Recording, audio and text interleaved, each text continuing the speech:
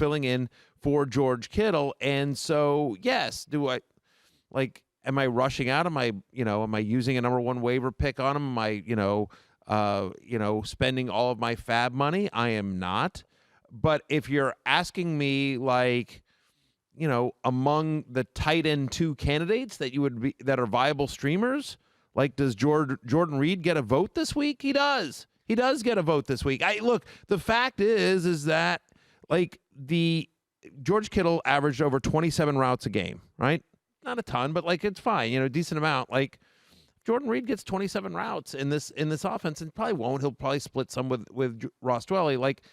Tight end is such a wasteland field. It doesn't take much to be fantasy relevant. And Jordan Reed's question is never talent. It's always health. And so if he's healthy, as Stefania says he's expected to come off, they also don't have Deebo Samuel. It's Kendrick Bourne. It's Brandon Ayuk. I mean, there's not a lot there. And their running backs are all beat up.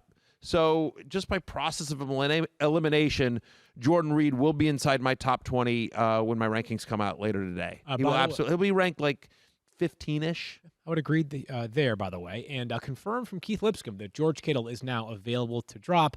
Obviously not news that we like to share, but with the 8-week time frame and just 9 weeks remaining in the season, we have added him to the droppable list of players. Time now for Lemons into Lemonade with Chase Edmonds, but that dovetails to news, Stefania, that we got yesterday regarding Kenyon Drake. Yeah, Cliff Kingsbury was talking to reporters and said that Kenyon Drake's ankle ligament injury was not as severe as they initially feared when he was injured in week 7. You recall he was in visible pain. And here's the thing. They had a bye in week 8. He's not expected to play this week, but it is noteworthy that they haven't placed him on injured reserve. So it sounds like they're leaving the door open for him to potentially return sooner rather than later. I still remain a bit skeptical when it comes to foot and ankle injuries. You want to see a guy back in practice and doing things before you're comfortable that he's really that close to returning. We've seen this before. Then when they test it, they're not quite as advanced as the coach hopes. But at least for now, it sounds like they're hoping to get him back within the next couple of weeks. Yeah, and the good news is because they had a bye last week, if they had put him on injured reserve, it would not have counted towards one of the 3 games he would be required to miss if on IR. Maybe if things don't progress to the way they want them to, they could at least consider it later on in the week. But it sounds like for now, the Cardinals are planning on Kenyon Drake being back before week 11. So that is good news for the fantasy rosters. And Chase Edmonds is a top 10 fantasy play this week. Okay. And he's not losing this job. Interesting. That if Cliff Kingsbury watches any of the games, Chase Edmonds ain't losing this job. Interesting. He is the best running back on the Cardinals right now. Okay. That is my belief. Okay. That is my belief. That's my hot take. Okay. I'm stuffing the ballot box with that one. You understand what I'm saying here, Field Yates? No, I don't. Chase Edmonds is the best running back on the Cardinals. I actually don't think it's all that particularly close. Okay, I disagree. And I will tell you that I believe that that if Chase Edmonds has success, which I believe he will in a lead role, I think there's a chance that they reverse roles, and that Kenyon Drake, when he comes back, does not immediately get his starting job back. Remember, we saw this last year with David Johnson and Kenyon Drake. Right. Kenyon Drake started playing well, and Cliff Kingsbury was like, you're my guy. Now, I get it, because he inherited David Johnson, and Kenyon Drake was somebody that they traded for midseason, and now they re-signed him to a deal. I get all that. But I'm just telling you, to the eye test, I mean, the numbers speak for themselves. The Chase Edmonds numbers are much better than Kenyon Drake. The counting numbers are. In much less touches, he's been much more effective than Kenyon Drake. But I'm just telling you, to the eye test, he's the better running back. Couple things here. I don't believe they're going to commit to a guy who is Chase Edmonds' size full-time. I just don't believe it. He's and he is super talented. They said that about Kyler Murray, too. Kyler Murray had all sorts of questions about his size. The Cardinals took him first overall. I understand. I'm just saying, remember it was because he's got a quarter of an inch on his hand, he's okay to be drafted. Right, Stop it. Well, so Chase Edmonds also had a game last year where he went crazy before Kenyon Drake was with him, and then they traded for Kenyon Drake. So I believe the Cardinals view Chase Edmonds as a player that is better suited to handle somewhere between 7 and 12 touches per game as opposed to consistently 20 to 25 touches per game. I just don't believe that Chase Edmonds is taking this job, running away with it, and making it his. Oh, Kenyon Drake will still, if Kenyon Drake's active, he'll still touch the ball. He'll still get the work. But I'm not saying he goes from 7 to 12 to like 25 touches. But do I think he goes from 7 to 12 to 15 to 18? I do. I think that's enough. I think that's enough to launch him in there. Chase Edmonds over Kenyon Drake. I'm hanging tight here. I still think Kenyon Drake presents more value rest of the season than Chase Edmonds.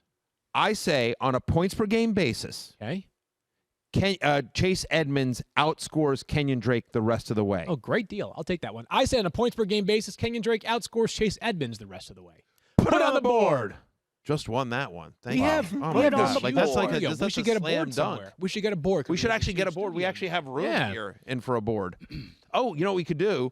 We could just build a physical board and just make Kyle hold it the whole time. Oh, that'd be that great. would be that sounds so much fun. Yeah, it'd be good for like no. And what would be great is like the board. It's like a whole thing, and there's like a little hole for his head. Yes. So he's dressed as a board. Yes. How Either was or last is it? weekend? Wait, what's better? Is it better with his little head sticking out, and then there's the bets on the either side of him, or is it like one of those sandwich boards? You know, sometimes you're like walking outside on the street, and there's some poor person. How about whoever and by loses poor the I mean bet some it's not a good job. The Somebody guy dressed as the Statue of Liberty, he's got trying to get you to do your tax return. Yeah. Right, Oh my exactly. God.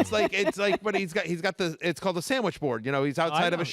You know, and he's wearing it around, and it's like a whole thing around him. Sure. Is that would be better? Like with a board bets, and he just walks back and forth the whole show. My favorite part is Matthew starting this by saying, we should make him this, as though he would be a part of making any of the things. Like, there's no way that you would be a part of like constructing this board that Kyle would be a part of. Wait, right. But it's the collective we. The person he would hire to make this board. Exactly. I delegate.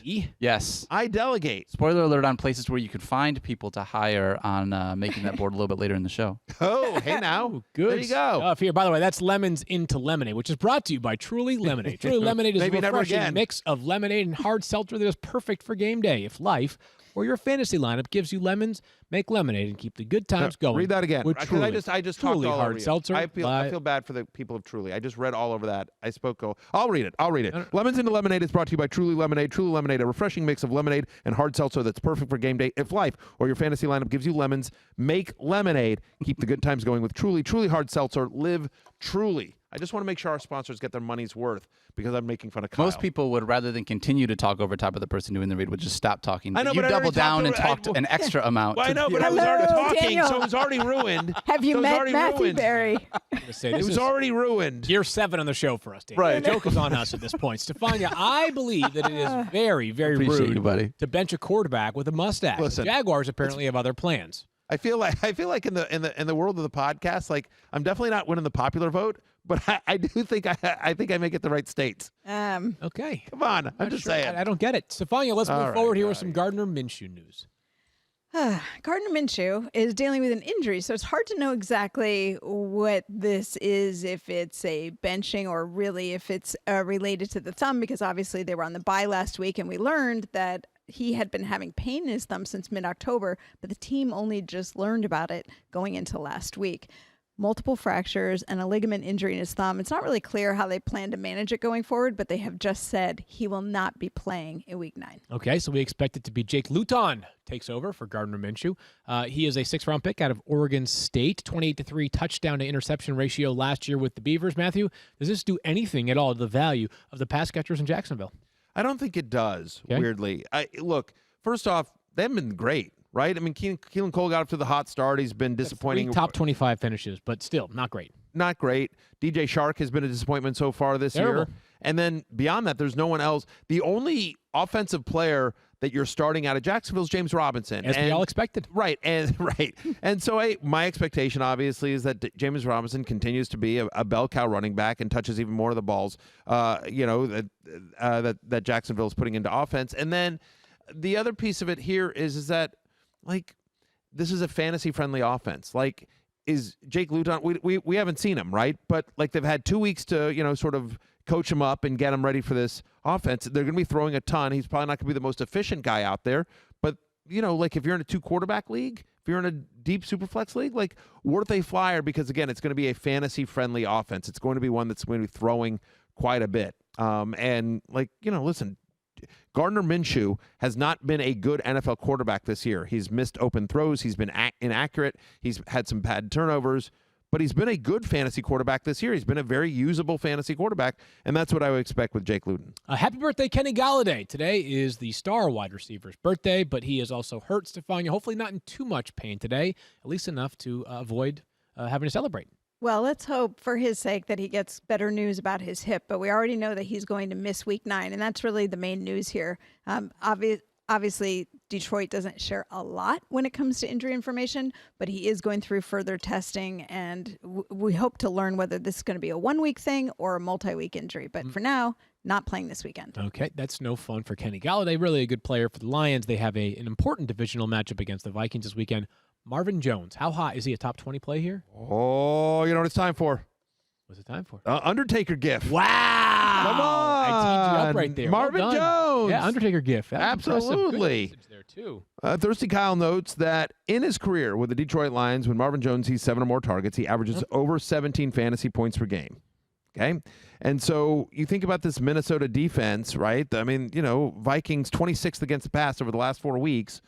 Marvin, all due respect to Marvin Hall, Secret Squirrel, and the rest of the pass catchers there with Detroit, but you would expect Marvin Jones to be the number 1 target for Matthew Stafford in a game in which they should be throwing quite a bit. So, I mean, Marvin Jones is very viable, and he's out there in about 40% of leagues, I believe, last time I looked, Field. Yep. So not enough to make your waiver wire column, but in enough leagues that it's worth checking to see if he's out there in your league. We like him for as long as Kenny Galladay is out. Now, I've heard some rumors, Field, and maybe you can help me out on this. I've heard some rumors, and Secret Scroll weigh in here too, because this is your team. Yep. That there's obviously there's a legitimate injury with the hip, right? But there's talk that Kenny Galladay wants a new deal, and that maybe in a season that hasn't gone the way Detroit wants to, that maybe Kenny Galladay's not rushing back until that gets taken care of. That's a rumor that's out there. It's one of the new deals since the moment he was eligible for a new deal this past offseason, as any player would. They were close at one point. I believe if it was a contract thing, it would have been a situation where if he was going to miss time, it would have happened a long time ago. That's my opinion. I believe that Kenny Galladay will eventually be paid by the Lions as well. I just want to say this rightfully so. He should be. He should be paid. I want to say really quickly, I think TJ Hawkinson is potentially even more than, I don't want to say more than Marvin Jones, but like TJ Hawkinson, now that George Kittle is no longer a tight end for this year, he's 3rd in points per game on a points per game basis. TJ Hawkinson. Yeah, he's been good. Continually getting better, and when you see the way that the Lions have to continually throw to stay in games, like I just think TJ Hawkinson kind of like falls into this like top 5 category with like how well he's been playing for me recently. Sure. All right, let's keep moving to a couple of pieces. Did you say how well he's been playing for me recently? Yes. He's a Lion. I know, but like he's the assistant. How well to he's the been head playing coach. for me. Yeah. for you. Yeah. Not only do I Daniel. have TJ Hawkinson on a bunch of lineups, but I'm also a Lions fan. And then TJ also gave me a video one time of saying, hello, him and I kind of go a long ways back. No big deal.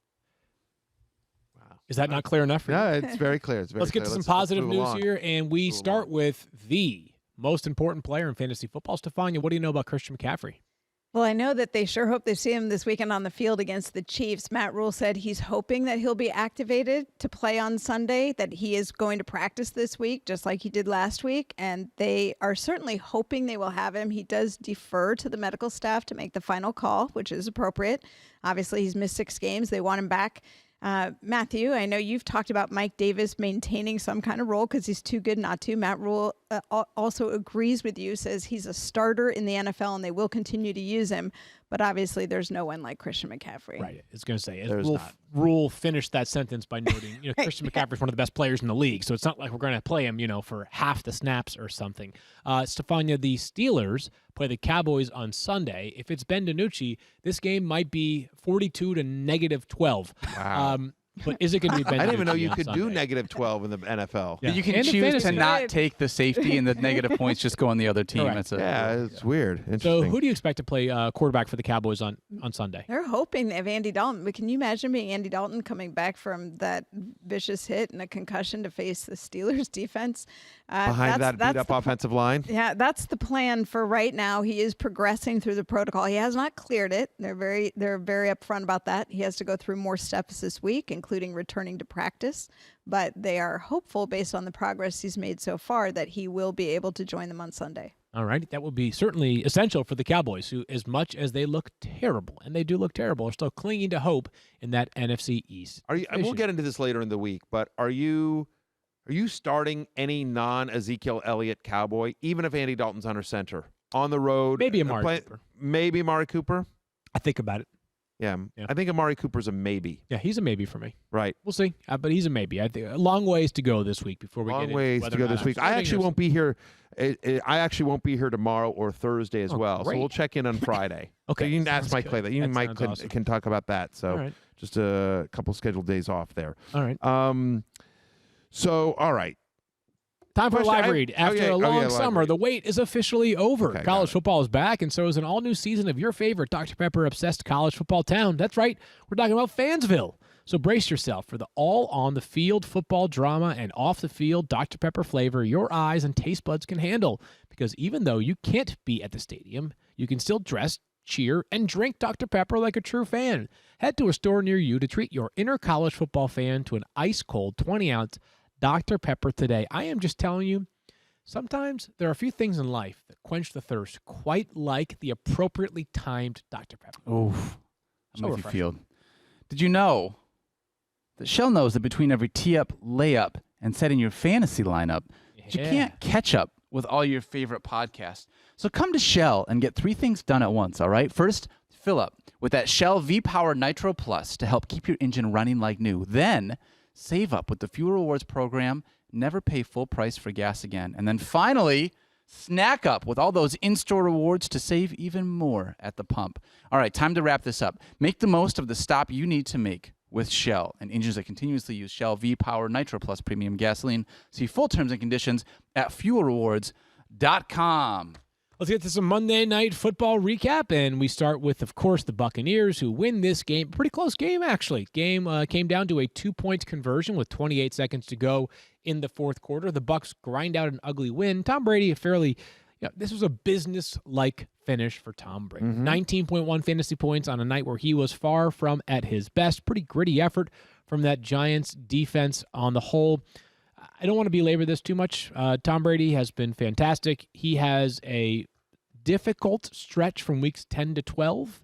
But other than that, Tom Brady setting himself up for just another monster fantasy season. And it just for people that are watching at home, I want to take one moment to notice this, that he is now 11.65 fantasy points away from passing Jerry Rice to become the all-time leader in fantasy points. Now, Drew Brees is right there with him. They're sort of going back and forth a little bit here, but by scoring over 19 fantasy points last night, 19.1 in ESPN standard scoring, he's 11.65 away from passing Jerry Rice. So we expect him to do that next week, week 9, against the Saints and Drew Brees. That's so right. Yep. that'll be fun. We'll look forward to that. Just something to note. But Tom Brady, whatever. So next 4: Saints, Panthers, Rams, Chiefs, whatever.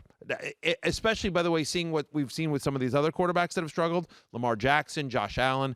Tom Brady is a no-brainer, not worried about it, start it no matter what every week. Let's have some fun with these Bucs running backs, which really aren't that much fun right now in fantasy football, as last night Leonard Fournette dominates the snaps after Ronald Jones fumbles fairly early on in the game. And as we often talk about, coaches have zero tolerance for fumbles. Rojo puts it on the ground, and next thing you know, Leonard Fournette outsnaps him 47-17.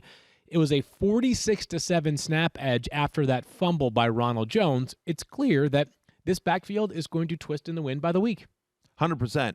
By the way, I'm amazed Ronald Jones got 7 snaps after that fumble. Because that fumble was deep in Buccaneers territory. Giants Tom was scored. not. I'm sorry. Giant. Yeah, I mean, and Giants scored. Yeah, right, Giants scored very easily and put him in a hole, and it's unacceptable. Like, it's unacceptable. Bruce Arians, it's unacceptable. Tom Brady. Some coaches are more like Pete Carroll, like attaboy, go get him. Like, I believe in you, and other coaches are like, yeah, you're done. And the Buccaneers are more of a yeah, you're done. And so my expectation here, I'll have Leonard Fournette ranked higher than Ronald Jones going into next week. Now, neither guy was particularly effective running the ball. The Giants did a nice job in terms of run defense, but Fournette is a good pass catcher. I mean, Fournette caught over 70 balls last year for Jacksonville, caught 6 the week before, had 3 catches on 6 targets in this one against the Giants, and so my expectation is that you're right. It is going to be a running back by committee. It's going to be a little bit hard to decipher, but you're certainly I don't know that you have confidence in either guy going up against the Saints next week, but you prefer, at the moment, you have to prefer Fournette over Ronald Jones. Gronk is looking like himself of late with 3 straight games over 14 fantasy points, but the wide receivers are where it gets interesting. And smart trade decisions are informed by IBM Watson, and Mike Evans is the subject of today's trade decision. As you know, everybody probably knows by now, Antonio Brown is eligible to play in Week 9 for the Buccaneers. Chris Godwin maybe not going to play in Week 9, but he's going to eventually be back. And the question becomes this. If you have Mike Evans, and he's played how he has up to this point this season, he had 5 catches for 55 yards and a touchdown last night. By certainly a very usable fantasy night, 16.5 fantasy points. But it's been a slog this year for Mike Evans. He has been saved by touchdowns, and he's an excellent touchdown maker, 6 in 8 games. I think the question you have to evaluate is, does the addition of Antonio Brown and Chris Godwin give Mike Evans any chance of becoming a more effective player this year, or does it just rob him of whatever targets he's kind of already seeing? Antonio Brown is a trusted friend of Tom Brady. It took him 3 practices last year to immediately become Brady's favorite target in the Patriots offense. I have a hard time envisioning that Antonio Brown came to Tampa Bay to be a bit piece in this offense. I think that Mike Evans could wind up being the 3rd most valuable wide receiver in this Bucs offense for the rest of the season. If you're thinking about trading Mike Evans and you can get a weekly starter, I don't think it's a crazy idea based off how things have gone so far this year and just how touchdown dependent he has been for Tampa Bay. Let's get to the Giants. And hey, Field, before we move off this, though, very quickly, because I think this is important, if we can bring in Stefania here real quickly, because there was news, Stefania, about we thought Chris Godwin was going to miss a lot of time, and then that timeline seemed to switch. Like, he missed the game last night, but what do we know about Chris Godwin going forward? Yeah, he could return as soon as next week. He ended up having surgery, and the surgery, basically, when you put hardware in to stabilize a fracture, it allows you to be functional much sooner. And so it went from an original 4 to 6 week timeline, is what Adam Schefter reported, to 1 to 2 weeks. We have seen guys come back from hand and finger fractures within 10 days or so. They really just want the wound to heal, usually the stitches to come out to make sure there's no risk of infection. And then if they can function, and in his case, obviously it means to be able to control the ball. It is his left hand, the index finger, ball security, be able to make the plays they need to play, block appropriately. And if that can all be done, then he could be cleared to play. Okay, well, soon enough, it will be a very, very deep and talented Bucs wide receiver. It was probably a nice run for the ancillary pieces like Scotty Miller and Jaden Mickens, who had a big night last night in terms of targets. Hard to envision any of those guys having a steady role going forward absent injuries to the 3-star players. For the Giants, a bad season for Daniel Jones continues. 16.2 fantasy points. And, I think the reality for Daniel Jones is that the ship sailed a while ago on him being a fantasy piece this year. The bigger question is whether he's got a chance to be a legitimate starter for the Giants going forward. And we actually watched this game together, the 3 of us, Matthew, Stefania, and I, socially distant last night, of course. But every play, I was preparing myself for the chance of a turnover. It's just how it is right now with Daniel Jones. So I think from a fantasy perspective, even with a good schedule coming up, and it's a very good schedule coming up. That's what I was going to bring up. That's what I was going to bring up. So look at this upcoming schedule, right? So at Washington, home to Philadelphia, bye, then at Cincinnati, at Seattle. And Daniel Jones, from a pure NFL standpoint, had a poor game yesterday. Had a couple of bad picks, had guys open deep and just missed them by a lot. But at the end of the day, 16.2 fantasy points against one of the best defenses in the NFL. That's not, by the way, more fantasy points than Josh Allen this week. I know, but I'm just saying, asking you, 4 of those fantasy points come on a gift when Ronald Jones fumbles at the 12-yard line. Right. So my feeling is that he didn't rush as much as you would have hoped. I think he had 20 yards rushing. Right. At the top So the of my point head. is just I don't know that I'm looking at last night and saying anything about that performance was particularly inspiring. It's just I agree. a schedule that's favorable going forward. So I don't think anybody is consistently starting Daniel Jones. Maybe he'll be a player that fills in on your bye week because he's got Washington, Philadelphia, and Cincinnati, plus Seattle in his next 4 games. Let's get to Wayne Gallman because he stepped up in place of Devontae Freeman, but not entirely. He did have a rushing touchdown for the 2nd straight game. He got 13.2 fantasy points, but not trying to be funny here. Not only did we see Wayne Gallman last night, not only did we see Elijah Penny last night and Deion Lewis. We saw Alfred Morris activated from the practice squad. I mean, of all the players that we could have seen in the game on Monday Night Football, it was great to see Alfred Morris, Matthew. By the way, Alfred Morris got a point. Woo-hoo! How hard was that, Kyle Shanahan? Alfred Morris, who's been on mothballs for 2.5 years, just comes off the practice squad. And you know what he does? He gets a point. You know, a couple years ago when I did the whole rant, and he was the starting running back of the 49ers, and then out of the blue, it's like, oh, here's Raheem Mostert, and, you know. Yeah, Kyle, what a moron Kyle was for playing Raheem Mostert. What a bad decision that But was. by the way, then he went away from Raheem Mostert. Like, no, absolutely not. Kyle Shanahan does not get credit for Raheem Mostert. Absolutely not. Because Raheem Mostert it's only because of injuries to Matt Breida and Tevin Coleman and everyone else. He's just like, I guess we got to start this practice squad guy. Who was cut by like 6 other teams. Right. Come on, give credit where it's due, you naysayer. It took Raheem Mostert 3 years to become the starting running back. Kyle Shanahan absolutely does not get credit for Raheem Mostert. Well, you and I totally absolutely disagree with that. Great. Because name another coach that gave Raheem Mostert the chance that. Ooh, you know what I can do? I won't Kyle give you a Shanahan. coach, Danielle, but give you the teams that didn't give him a chance. No, Right. 100%. I get it. I get it. He was, but to be like, he built in, like they had him on the roster for a number of years, and it's only because when he got a chance and then he performed. And the only reason he got a chance was not because they're like, we see something in practice. He got to practice because everyone else was hurt. I've become an award-winning producer. Special teams players in the NFL is what it was. He was one of the best special teams players in the NFL. But Matthew, agreed. He started off with the Eagles and the Dolphins and the Ravens and then the Browns and then the Jets and then the Bears and then the 49ers. So don't give me this song and dance about Kyle Shanahan not helping maximize this player. Like, dude, come on. I mean, two of those teams hired Adam Gase that you just mentioned. I mean, like, also the Ravens, one of the best front offices in football. Yeah, exactly. It's hard to get onto the field with the Ravens. The Ravens are good.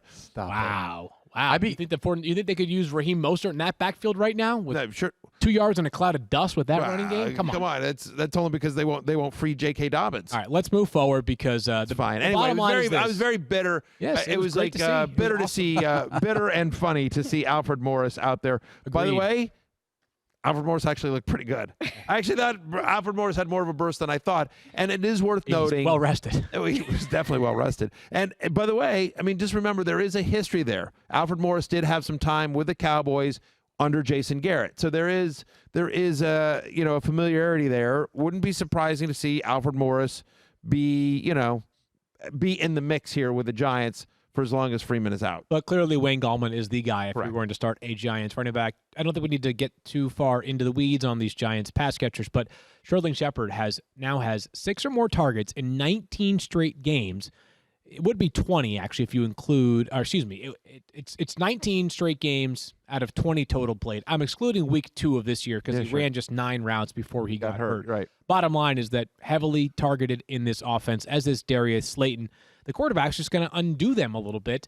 Evan Ingram has been a frustrating player throughout the year. But, hang on for a second. Before we move Shepard real quickly, like he's the 14th best wide receiver in fantasy the last 2 weeks. Like he's like, I just don't think people are thinking about him in that like 35 to 40 range of wide receiver, and I think you need to move him up. I think he's a top 25 guy. Yeah, this is an offense. He's 25 and 30. Yeah, this is a guy that is going to get a ton of targets in an offense that is going to throw a lot because of their defense. Yeah, he was one of the priority waiver ads last week and continues to cement his status again based off of what he did last night. Evan Ingram had 10 targets last night. That was his 3rd game this season with 9+ targets. Haven't quite figured out how to maximize the ability, and we see the ability, but he nearly had a touchdown on a play that actually kind of looked like when you got the pylon cam view of it. Yeah. He was in. It didn't matter. The Giants scored the following they didn't challenge play. It, but it's a bummer fantasy-wise. Yeah. It's just a good reminder that Evan Ingram is built different than most tight ends. Question for you, Field Minister Yates. You'll be on the NFL Live's trade deadline special later Sports today. Center special, yes. Sports Center. Oh, you're hosting it? Yeah. Like, look at you, Field Yates. They told me you weren't available, so they... It doesn't matter if I was. There's no way they're letting me on TV. But, hey, does Evan Ingram get traded today? I doubt it. Okay. Yeah, I doubt it. But it's possible, but I doubt that he gets traded today. He'd be a fun trade target for somebody that could use an explosive tight end because he certainly is fast in the open field. Do you expect a trade to happen today? Yeah, I do. Okay. Yeah, I don't expect a ton to happen today, but I expect a trade or 2 to happen today. Anything exciting? Anything exciting that you would hint at? Yeah. I mean, Tress Way could be on the block for Washington. Oh, No. He is your best offensive He player. is our best. I mean, like, you guys think I'm kidding. Like, don't trade Tressway. Yeah. Tressway, the punter for the Washington professional football team. Tressway is terrific. Yeah. He's really good. Yeah, I hope really they don't good. trade Tressway. They probably will not trade Tressway. He is a lefty punter, just like Tua is a lefty quarterback. And let's just get I back can't believe to you Sunday. think they're going to trade Tua. Yeah, that's right. Exactly what I'm saying. Wow. So Tua. Wait, send that out. Send that alert out. Field Yates reporting Tua on the block. Let's do a couple of takeaways from Yeah, what we do you saw got? on Sunday for Tua. But let me ask you this: is there a single takeaway fantasy-wise from what we saw on Sunday? No. There really It's isn't. it's such a weird game because of Right, of just course. how the Yeah. defense and the special teams, and like, I don't think you got any sense of what the Dolphins' offense is going to look like under Tua. Like, he threw less than 12 passes. I mean, have like- zero takeaways on him from a fantasy perspective, on him from a real life perspective. My takeaways from Sunday are that if you could pick a coach to build a program right now in the NFL, put Brian Flores in the short list. That man knows what he's doing. Yeah, Very impressive. The franchise is definitely heading in the right direction. If you're a Dolphins fan, I think you have to be very encouraged by what they've done since Brian Flores has taken over. My only takeaway about that offense is that if you've been riding with Mike Gesicki, you need another tight end. Yeah, and you I understand sure it's a wasteland out there. There's not a lot to choose from, but like, you need another tight end. I think that we'll have a much better conversation. As Daniel, I know you have a question here to ask in one moment. I think we'll have a much healthier conversation once they actually have to throw the football more than whatever it was, 12 times. That's sort of what I was going to say. Was I kind of look at the takeaway from this, understanding that, like, I think Preston Williams, as somebody that you take a shot on, right? He's been really bad this year, right? Really bad. However, quarterback change, it's going to look different with him under center, with Tua under center. So the idea that Preston Williams, if you have like that one or two roster spots that you just continually churn through, I love the idea of, like, new quarterback. Maybe someone gets more involved in, at this point of the season, because they just have new opportunities and someone else to be with. So I have no evidence to point to. No, I understand. There is no evidence because we haven't seen it with Tua. All I'm saying is we knew with Fitzpatrick it wasn't a thing. Is there a chance that with Tua you get a new quarterback come in, you see how some of those offensive positions kind of, like, they revitalize themselves a little bit? It's just something I'm thinking about. Maybe. Okay. You guys know? Maybe. I just have, again, He's no T.J. Hawkinson, I'll tell you that. I'm not saying he is. I'm saying the upside of a guy that obviously has been terrible. there is a possibility that somebody breaks out, so to speak, in that Dolphins passing Someone's gonna game. catch passes, It's not Devontae. Maybe. Yeah. They're gonna win. They're gonna win with defense, and they're gonna win with being incredibly well coached. Special teams. The only kicker in the entire NFL to not miss a kick this season is Jason Sanders, of course, from the Miami Dolphins. So they're That going is to A win. lot of Miami that Dolphins is fans when he misses a kick. infotainment. That's right. So, anyways, my point is that, like, the formula for them this year might not be that somebody emerges as a reliable pass catcher in fantasy. It's time now to get into the waiver wire, and it's week 9 of the NFL season, and so usually as the season further progresses, unless there are major injuries, the waiver wire does have some weeks that kind of strike you as duds. I'm not calling this week a week of duds, but what I am saying is that I think there's a sort of a specific feel to this week's waiver wire column, which is a lot of running backs who you have to trust the role and you have to trust the game script who could be on tap for them. Not a single waiver wire quarterback for me this week because most of them are already rostered in well over 50% of leagues. Plus you factor in buys, plus you factor in changes like Jake Luton and Nick Mullins. Really not a quarterback that I'm focusing in on, but I will begin my waiver wire additions for the week. In Baltimore, Matthew, where J.K. Dobbins, still available in 53% of leagues, dropped in a ton of leagues after a slow start to the season, and Gus Edwards, who's available in 96% of leagues. Obviously, Dobbins is a much higher priority, but if you are scraping for some running back depth, Edwards does carry the ball 10 to 15 times a game and has a touchdown. But let me just mention this on J.K. Dobbins. Earlier, you and I had a conversation about Kenyon Drake and Chase Edmonds, and you believe there's a chance that for the rest of the season, Chase Edmonds will have more value than Drake, and I felt the opposite. Correct. I think we are in agreement that J.K. Dobbins has more value than Mark Ingram for the rest of the season, and maybe we'll be flat wrong, but to me, it feels like a very solid bet. It took me 3 years, and I'm still not 100% there, but it took me 3 years to free Aaron Jones. Okay? Taken to the streets, Right. using the hashtag, the social media, the whole thing. It took me 3 years Right. to free Aaron Jones. Do you have, like, Packers season tickets as a result of that? Like, how did Green Bay compensate you for doing that? They did not. Although I will say they have not as of yet. And Matt LaFleur, in fact, has yet to acknowledge my role in their success. It's very Gotcha. upsetting. That is To weird. be perfectly honest. Right. These coaches, like whatever, Kyle Shanahan, like falling into Raheem Mostert. Right. Like how, Matt LaFleur needed to be told, free Aaron Jones. By the way, Mike McCarthy did not free Aaron Jones. What happened? Mike McCarthy was looking for work. Yeah. Wait, wasn't it? I don't know if this is hearsay or not. Sure. Right. But when ESPN threw your 50th birthday party, Yes. prior to the 2000 NFL draft, didn't you put a bug in the Patriots' ears about drafting Tom Brady?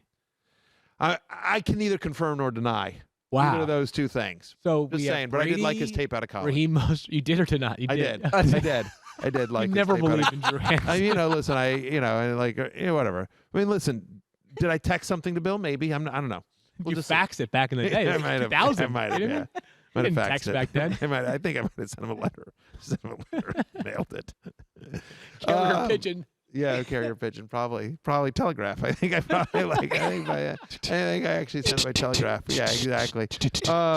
Yeah, exactly. I believe I gave it to a crow. Yeah, exactly.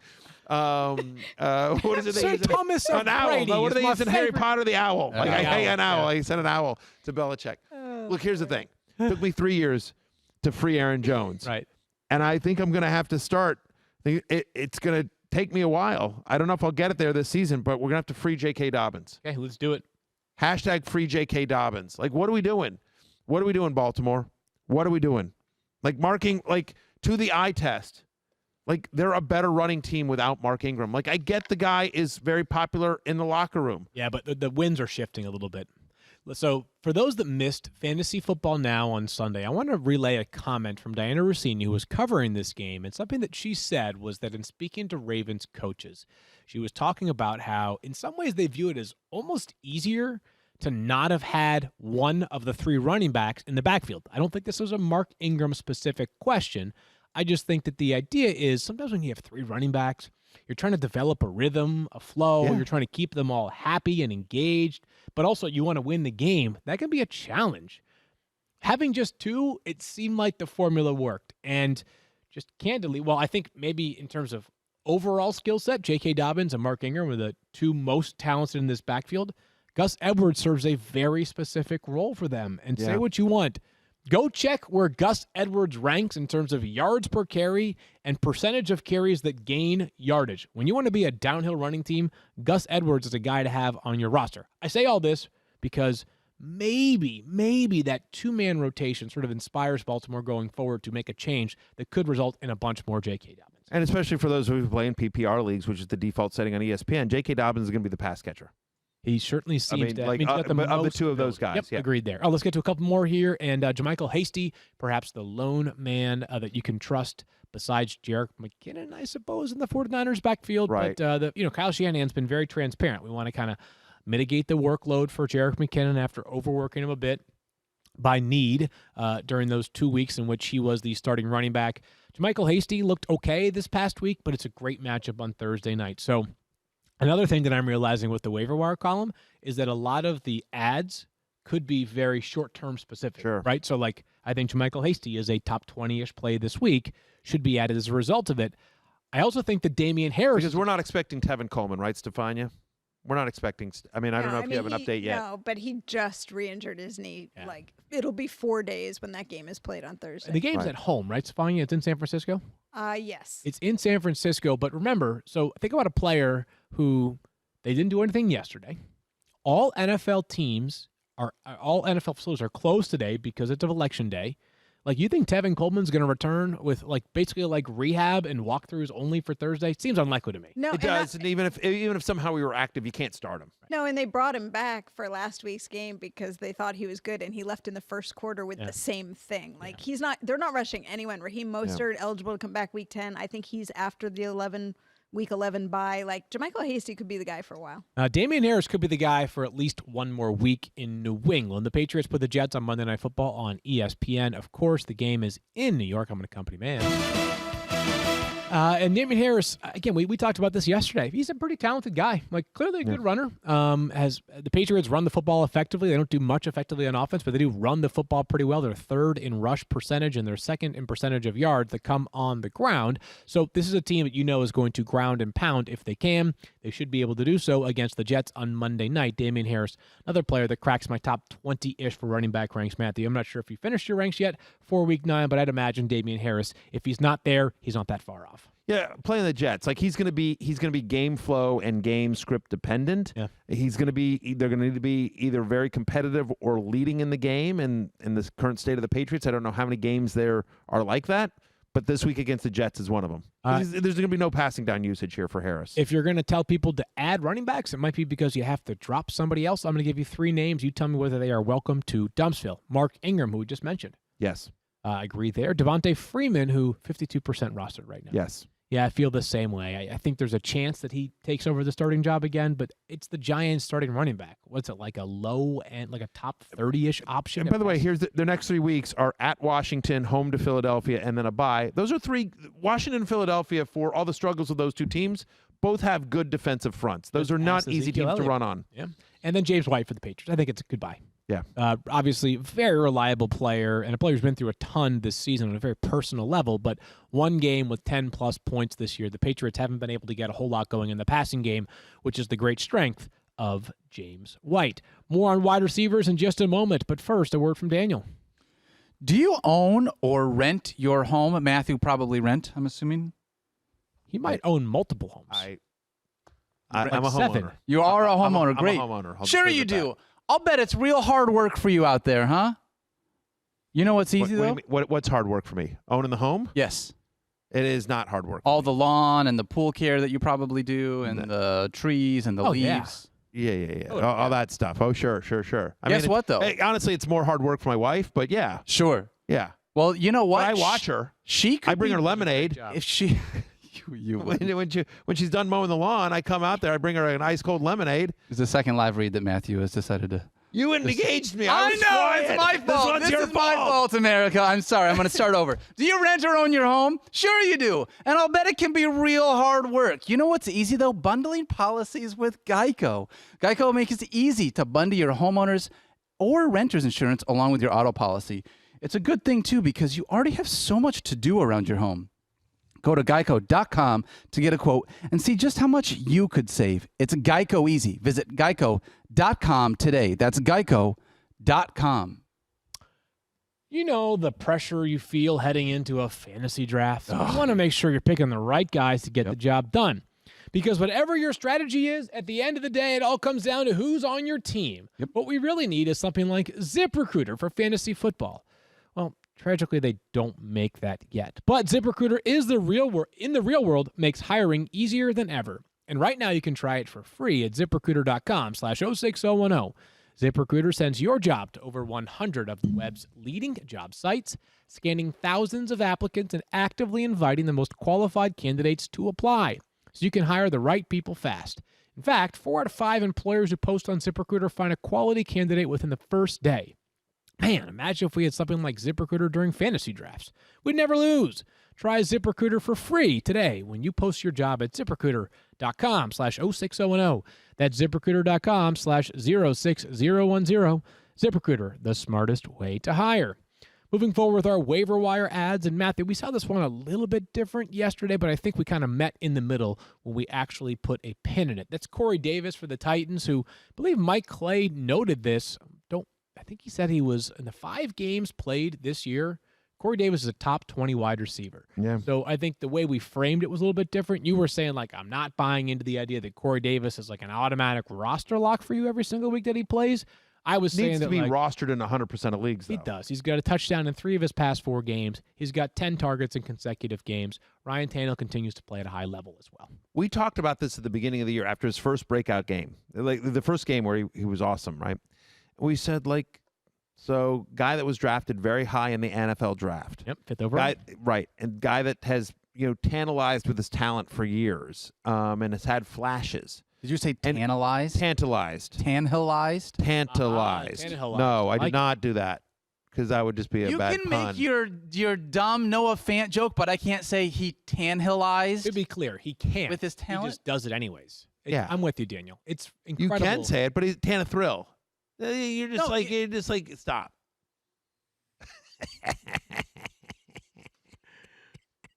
We've lost I Daniel. demand Daniel to You're the stay. I worst. demand Daniel to stay like that the entire day. Oh my God. Anyway, look, the fact I feel. By the way, I would just like to take one moment here to apologize to our video team that has to that has to cut all these videos up, try to make sense of this nonsense. So just a genuine apology from the 0600 to the ESPN digital video team. Apologize from yourself. That's fine. Not That's me. fine. That's You fine. are the one who Stefania doesn't ruins apologize these. for it. You are the Stefania one doesn't who apologize ruins the for it. video I team apologize. I'm thinking of the hardworking men and women of the ESPN digital video team. All right, fine. Look, so here's what I will say about Corey Davis. We talked about this. So again, NFL guy that was drafted high in the NFL draft, tantalizing talent, was somebody that was thought of as a trendy fantasy sleeper for a number of years, disappointed, somewhat due to injury, somewhat due to performance, and then finally the year that everyone's off of him suddenly breaks out. I was like, is Corey Davis this year's Devontae Parker? Because that's exactly what happened with Devontae Parker last year. And we said, like, maybe, and it feels like that's where we're at with Corey Davis, who has almost 12 fantasy points in all 5 games of the season. He scored in 3 of the past 4. And you guys know that I am a true believer in Ryan Tannehill, Daniel. Ryan Tannehill. Yeah. He is, what is it? Thrilling? What is it? Tantalizing? Tantahilling? It's your pun. Thrill. You decide what it is. I said it's Tannehill, but I'm just trying to give Daniel, what was Tannehillizing. Tanhillizing. So it he's is. got Tanhillizing talent. Okay. I'm a believer that he's a QB1 the rest of the way. Obviously, we've talked about this a number of times on Tannehill. Let's keep it going with a couple more waiver wire ads at wide receiver. Curtis Samuel's a fun player to have on your roster if he's utilized enough. But the big question is whether he'll be utilized enough week to week with Carolina. And I'm not buying that's going to happen, Matthew, but I do believe he needs to be on more rosters than just 37.1%. I guess I'm not there. I mean, I know, he had 2 touchdowns on 3 touches last week against the Falcons? I think it might have been a few more touches than that. He's averaging 7 touches per game this season. Yeah, I mean, that's just not a lot of work. I mean, and it feels like he's had back-to-back rushing touchdowns, but they both felt a little bit fluky. Like the one against the Falcons, Mike Davis had 2 big long runs and they pull him out, and then it was from the 12-yard line or something like that Curtis Samuel gets in, and now you've got McCaffrey back, who is going to command a ton of touches. I get it. I think the question would be whether or not Carolina is talking themselves more and more into Curtis Samuel as we keep moving forward. If Robbie Anderson hadn't become a thing this year, then I would agree with you. I know they love Robbie Anderson there. DJ Moore's not going away. They obviously have McCaffrey. The best case scenario to me, assuming health for all those guys, is that Curtis Samuel is the 4th option on this offense. And how much work is the 4th option of the Carolina Panthers going to get to be a consistent fantasy value? I get the talent. I do. I get the talent, and we like that offense. I'm not there yet. Yeah, I would say just put him on the bench if you do add Curtis Samuel, not someone that I have starting this week against the Kansas City Chiefs. Again, I mentioned it's slim pickings right now. We are not looking at great offerings on the waiver wire. But Daniel, by the way, did you notice that when he said slim pickings, he looked right at me? Directly at me, bore eyes right into me. No, if he said there was a large amount of things out there on the waiver wire, if there was a robust amount of players on the waiver wire, you know what I'm saying? If the Stay Puffed Marshmallow Man was somehow on the waiver wire, then I would understand why he would look at you. Wow. So one more. Wow. So I was trying to be self-deprecating, and you're like, no, you're not being self-deprecating enough. Let me also take a shot at your weight. Just a little bit farther down let that me take road. a shot at your weight. I'm sorry, man. Oh, boy. We're all there. For the Patriots right now, we know it is. I mean, it's slim pickings on the waiver I'm a wire. dad. I'm allowed to have a dad bod. It is what it is. So not Them's just the slim- rules. It's slim pickings for the Patriots at wide receiver Yes, as sir. well, with Julian Edelman out on IR. N'Keal Harry has not yet practiced and suffering a concussion, not this past week, but the week prior to that. And Jacoby Myers, who last year entered the league as an undrafted free agent, impressed enough to stick around on the active roster, finished with 6 catches for 58 yards in bad circumstances this past Sunday with nasty weather up there in Buffalo, and 10 targets. Maybe enough of a thing that, again, in a great matchup on Monday night against the Jets, that if you're looking for a fill-in this week and with enough teams on a bye and enough injuries and enough roster shuffling, Jacoby Myers could be a deep league consideration. He'll probably wind up somewhere in my top 35 or so for wide receivers for week 9. Again, if you're going to add a wide receiver, it may be because you're going to have to dump somebody else. And 3 more names at wide receiver, Matthew. Dumpsville, yay or nay? Julian Edelman. Sadly, but yes. Yeah, I mean, unless you've added a bunch of IR slots, which of course Right. you can do, then you can keep them stashed there. But I'm with you there. T.Y. Hilton Stefania's banged up. Do we know what the deal is with him? Well, he had a groin injury, but he wasn't doing anything for you anyway. Yeah, I was gonna say. And he couldn't come back into the game, so I've sort of put him off to the side. Factor in the injury with the lack of production. Welcome to Dumpsville, T.Y. Hilton. And then A.J. Green, who's still rostered in 82% of leagues. He goes back-to-back solid games, Matthew, and then has 2.9 fantasy points in Week 8. Dumpsville for A.J. Green, or are you just sort of hanging tight because those 2 games might be more indicative of what he's going to eventually become? So I'm not saying definitely drop him. I mean, right, he had the 2 games, which we saw, like, tough game last week as well. Be interesting to see, like, is there a chance he gets traded this week today? Do you think there's a chance that Auden Tate or John Ross gets traded? John Ross, I think there's a chance. No chance on A.J. Who's paying $9 million for A.J. Green? The Jets could. Listen, they paid a lot of money to Le'Veon Bell. Like, whatever. They're eating money for Le'Veon Bell to play for the Chiefs. Look, no, all jokes aside, like, I wouldn't, if you dropped A.J. Green, I'm not looking at you weird, but I do think there was enough there the last 2 games, and that offense is so pass heavy enough that, I might hold on to him a little bit there. So so he's not definitely Dumpsville for me the way that Julian Edelman or T.Y. Hilton is, but I also don't think he's a must hold. There were some that were optimistic about Dallas. You got something, Daniel? Yeah, I just kind of want to throw in from the idea of A.J. Green, right, talking about him. Would you drop, I'm just curious, would you drop A.J. Green for Corey Davis this week? Yes. Yeah. Straight up. Would you drop A.J. Green more for consistent. J.K. Dobbins, who we talked about a little bit Yes. earlier? Yes, 100%. Is there anybody on this list? So, like Curtis Samuel, would you drop A.J. Green for I'd keep Curtis A.J. Samuel? Green over Curtis Samuel. I think Yes, I would agree too. with that too. Yeah. Okay. Yeah, I was just trying to he's like not set the dead weight. baseline for He's where we're not at. dead with weight. something. We have talked. T.Y. Hilton is dead weight. T.Y. Hilton can be dropped for belong any of on those any guys. roster Yes. right now.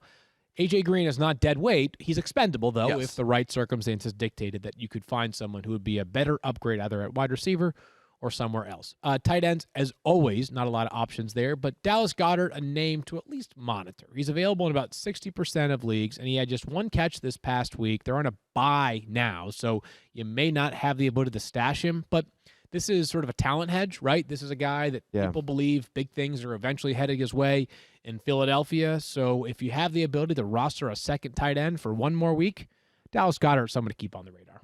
1,000% there. Hey, go ahead. This feels like the rich getting richer here because if you're adding him, knowing that he's going on a bye, it's because you're like, 5-2 or 6-1 or whatever your record is. I mean, or again, with benches being so deep this year in some leagues, you might just have the flexibility there. Assuming, yep. Yeah. I was going to ask you. Okay. I was going to ask you real quickly. Did Jordan Wilkins make your list? He did. Yeah. Okay. Talked about him a lot yesterday too. So. We did. Yeah, I think it was interesting. Like, I don't know if you saw this. Like, I tweeted this out on social media as well. But I tweeted out a clip from CBS of Philip Rivers' post-game interview where he just says very quickly something like, JT, meaning, Jonathan. He's talking about Jonathan Taylor. He's saying like, JT was nicked up.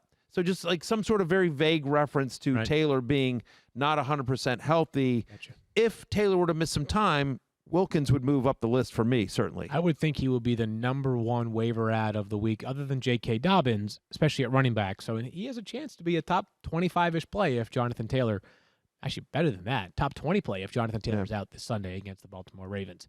We'll monitor that more on Wednesday, probably Thursday, just to be something honest. to keep in There's a mind, practice just as you're doing your waiver claims, like, there's some upside. There's potential some upside, at least in the short term, for Jordan Wilkins. All right, so on Wednesday, it'll be myself and Mike Clay hanging out with you. We'll do some rankings conversations, probably some news updates in case there are any, and maybe some reactions to some fantasy football relevant trades. If you could just think off the top of your head in the last minute or so that we have here, is there a certain trade that you've at least seen some level of buzz about that you're like, that would be awesome for fantasy football?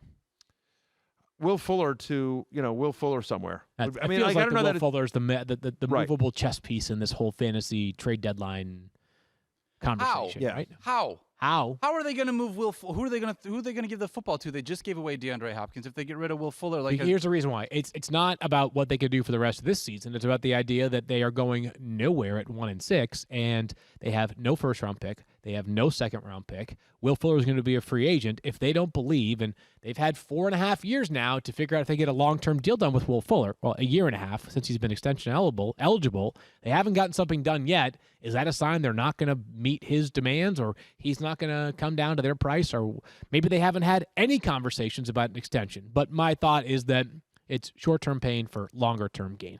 Yeah, I would agree with that. Interesting one. Let's keep an eye on Will Fuller and so much more. Again, 3 p.m. if you're watching us live or listening to the podcast early, 3 p.m. Eastern time. If on you ESPN. haven't voted yet and you are eligible to vote, please vote today. Please exercise your right. We will talk to you tomorrow. Field and Mike hanging out with you then. In the meantime, for Matthew, Stefania, and Daniel, we'll see you on Wednesday.